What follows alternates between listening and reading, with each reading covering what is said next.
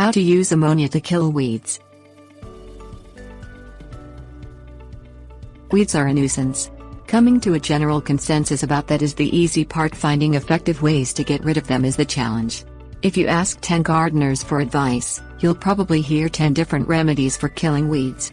There are commercial-grade products found at your local gardening or home improvement store, and there are less expensive homemade products that can be used for the job. Ammonia is one home remedy used to get rid of stubborn weeds. As with any chemical, there are precautions to take.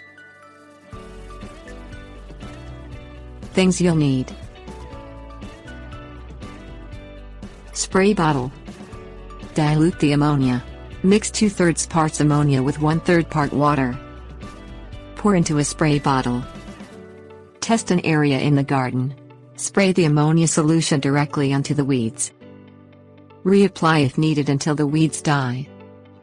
Apply to the rest of the garden's weeds if you like the results. Tips. Warnings. Do not mix ammonia with any other chemical because it may produce a toxic gas. Wear gloves whenever handling a chemical.